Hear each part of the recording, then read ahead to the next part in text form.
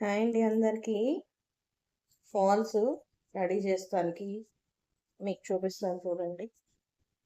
2.5 metres ఖచ్చితంగా తీసుకుంటానండి. మీకు అందరికీ చూపించి చేద్దాము నా ప్రిపరేషన్ ఏంటి అనేది.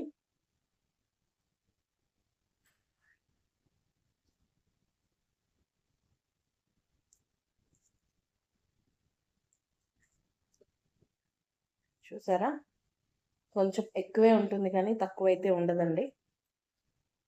ఇలా అన్నీ కట్ చేసుకుంటాను. అన్నీ చూసుకొని ఇలా చేసేసుకున్నాక ఏదో అండి అన్ని కటింగ్ రెడీ చేసి పెట్టుకుంటాను. ఇట్లా పీసెస్ అన్నీ కట్ చేసుకుంటాను. చేసుకున్నాక ఇంకా చూపిస్తాను చూడండి. అక్కడ మిషన్ మీద ఉన్నాయి. ఇలా అన్నీ రెడీ చేసి పెట్టుకున్నాక ఇంకెప్పుడు స్టిచ్చింగ్లోకి ఉంటాను. టైం చూడండి, మీకు కనిపిస్తుందా? నైట్ 12:30 అయిపోయింది. షాప్ నుంచి వచ్చాక నేను డిన్నర్ అయిపోయినాక రోజు ఒక 2 అవర్స్ ఈ వర్క్ పెట్టుకుంటున్నానండి. లంచ్ టైంలో కానీ ఇప్పుడు కానీ అలా చేసుకునేదే. ప్రతి వర్క్ చేసే మనుషులు కూడా కష్టంతోనే ఉంటుందండి వాళ్ళ పని. టైలర్స్ అంటే అంత ఈజీ కాదండి, చాలా కష్టం ఉంటుంది దీని వెనకాల. ప్రతి ఒక్కళ్ళకి ఏముందిలే కత్తిచ్చేస్తే అయిపోతుంది కదా అనుకుంటారు, కానీ అంత సింపుల్ కాదండి. ఒక్క కస్టమర్ ఒక్కొక్క రకంగా ఉంటారు. వాళ్ళని సాటిస్ఫై చేసుకుంటూ అన్ని చెయ్యాలంటే కష్టం. ఇదిగోండి ఇలా కట్ చేసుకొని స్టిచ్చింగ్ ఈజీనేనండి.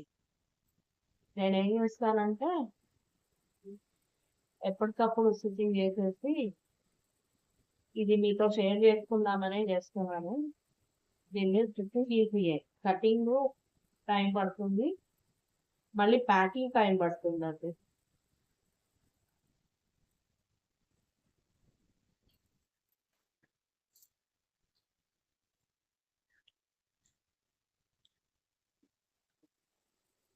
ఈ స్టిచ్చింగ్ అనేది అందరూ ఒకటే రకంగా, కానీ కటింగ్ లో డిఫరెన్స్ ఉంటుందండి. స్టార్టింగ్ లో మొత్తం ఒక లెంత్ లో చేసేసుకోవచ్చు.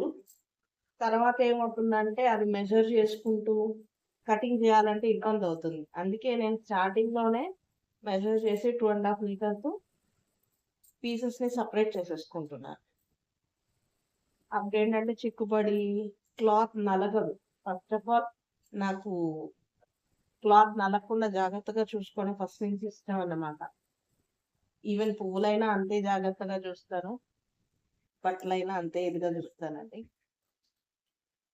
కాబట్టి కొంచెం ఎక్స్ట్రా కేర్ తీసుకుంటాను. వేరే వాళ్ళు తీసుకోరన్నాను, కానీ నా కొంత ఎక్స్ట్రా కేర్ ఉంటుంది. నలగకూడదు.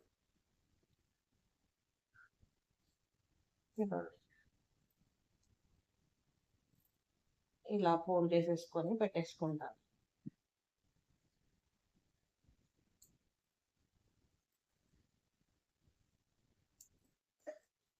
దేనికది అలా సపరేట్గా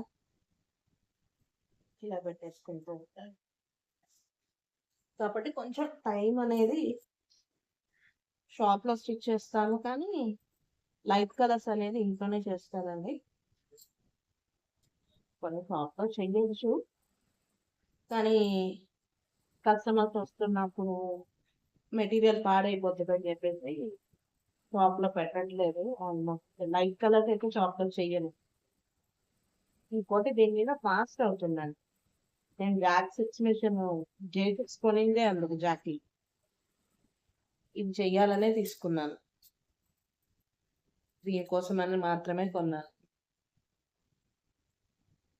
ఎలా ఉన్నారు అందరూ? అందరూ బాగుండాలండి. నాలా చిన్న చిన్న బిజినెస్ చేసేవాళ్ళు, హ్యాండ్ వర్క్ చేసే వాళ్ళందరినీ అందరూ సపోర్ట్ చేసుకోవాలండి.